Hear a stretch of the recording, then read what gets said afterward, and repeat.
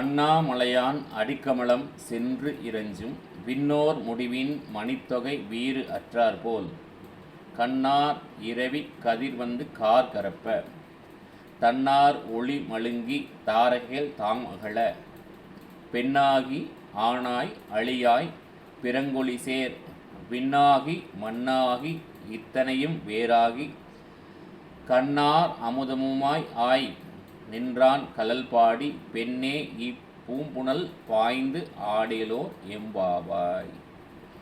கண்ணார் அமுதமுமாய்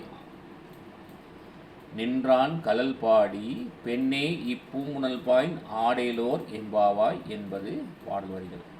அண்ணாமலையான்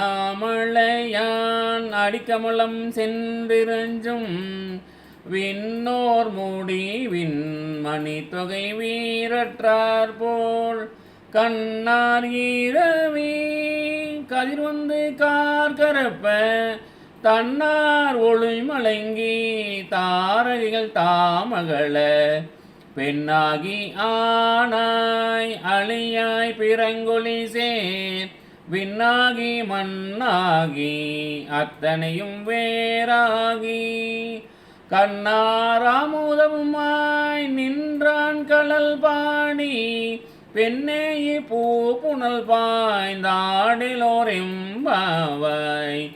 பெண்ணே பூ புனல் பாய்ந்தாடிலோர் எம்பாவாய். பெண்ணே பூ புனல் பாய்ந்தாடிலோர் எம்பாவாய் என்பது பாடல் வரிகளாகும். தற்பொழுது நாம் பாடக்கூடிய விளக்கத்தை சிந்திப்போமாக. ஊறு என்றால் ஒளி என்று பொருள். கார் என்றால் இருள் நீக்கிட என்று பொருள். தாரகை என்று சொன்னால் விண்மீன்கள் நட்சத்திரம் என்று பொருளாகும். திருவண்ணாமலை அணுகிச் சென்று எம்பெருமானை வணங்கி நிற்கும் தேவர்கள் முடிவில் அமைந்த மணிகளின் ஒளியானது மங்கிவிடும் தன்மை போல இருள் நீக்கும் சூரியன் ஒளியும் மங்கிவிடுகிறது. கதிரவன் ஒளியில் குளிர்ச்சி நல்கும் விண்மீன்களும் மங்கிவிடும். எப்படி அற்புதமான விளக்கம் பாருங்கள். திருவண்ணாமலை அணுகிச் சென்று எம்பெருமானை வணங்கி நிற்கும் தேவர்கள் மடியில் அமைந்த மணிகளின் ஒளிமையானது மங்கிவிடும் தன்மை போல இருள் நீக்கும் சூரியன் ஒளியும் மங்கிவிடுகிறது. கதிரவனின் கதிரொளியில் குளிர்ச்சி நல்கும் விண்மீன்களும் மங்கிவிடும். என்ன ஒரு அற்புதமான விளக்கம். இறைவனே ஆண் பெண் அழி என்னும் தோற்றமாய் வேறாகவும் உள்ளான். மண்ணாகவும் விண்ணாகவும் உள்ள மற்ற பூதங்களிலிருந்து மாறுபட்டும் உள்ளான். நம்முடைய தலைவனாகிய இறைவன் அழிவில்லாத ஒரு அரியவன்.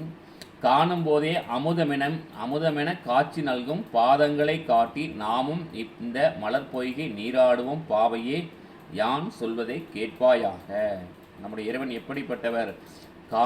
அழிவில்லா அரியவன். காணும் பொழுதே அமுதமென காட்சி நல்கும் பாதங்களை பாடி நாமும் இந்த மலர் பொய்கை நீராடுவோம் பாவையே யான் சொல்வதை நீ கேட்பாயாக. உலகுக்கு ஒளி நல்கும் ஆதவனும் தேவர்களும் அண்ணாமலையானை அருகே துதிக்குங்கால் தன்னொளி குறைந்து காண்பர். அத்தகைய பேரொளியும் காணுதற்கு அமுதமாய் தோன்றும் இறைவனை பாடி ஆடி நீரால் அவரின் மகிமை நாம் அறிந்து நலம் பெறுவோம் என்பதாகும் நமக்கு இந்த பாடல் வரிகள் சுட்டிக்காட்டக்கூடியவை. திருவண்ணாமலையில் பாடி மகிழ்ந்த இப்பாடல்கள் வாயிலாக அவரே ஒளியானவர். திருவண்ணாமலையில் பாடி மகிழ்ந்த இந்த பாடல் வரிகள் மூலமாக அவரே இந்த உலகெங்கும் ஒளியாய் திகழ்கிறவர் என்பதையும், அவரே ஆண் அவரே பெண்ணாகவும் உள்ளார், அவரே ஆணாகவும் இருக்கிறார் பெண்ணாகவும் இருக்கிறார், இரண்டும் கலந்த அழிவடிவும் என்பவரும் அவரே. அதாவது ஆணாகவும் இருக்கிறார் பெண்ணாகவும் இருக்கிறார், இரண்டும் கலந்த அழி என்னும் வடிவம் கொண்டவரும் அவரே.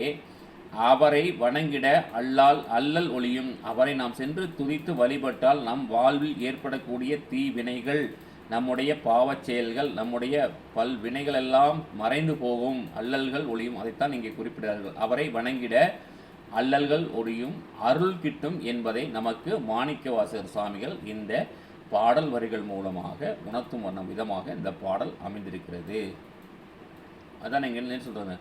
கண்ணார் அமுதமுமாய் நின்றான் கழல்பாடி பெண்ணே இப்பூணல் பாய்ந்து ஆடேலோர் என்பாவாய். எப்படி ஒரு அற்புதமான வரிகள் இறைவன் நமக்கு தந்திருக்கிறார் பாருங்கள்.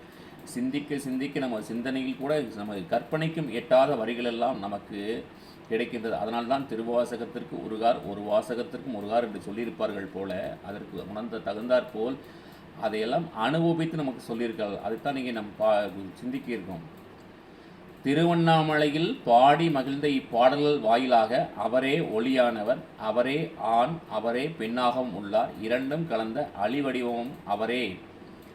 அவரை வணங்கிட அல்லல் ஒளியும். நம்முடைய திருவண்ணாமலை வாசம் செய்யக்கூட அண்ணாமலையானை சென்று நாம் வணங்கிவிட்டோம் என்று சொன்னால் நம்முடைய வாழ்வில் ஏற்படக்கூடிய அல்லல்கள் அனைத்தும் ஒளியும், அருள் கிட்டும் என்பதை நமக்கு மாணிக்க வாசகர் சுவாமிகள் இந்த பாடல் மூலமாக விளக்குகின்றார். ஆகவே வாய்ப்பு கிடைக்கும் போதெல்லாம் அண்ணாமலையானை சென்று அண்ணாமலையானுடைய கமல பாதங்களை பொற்பாதங்களை வணங்கி நாம் வாழ்வில் எல்லா வளம் பெறுவோம் என்று சொல்லி மீண்டும் நாளை தினம் சந்திப்போம்.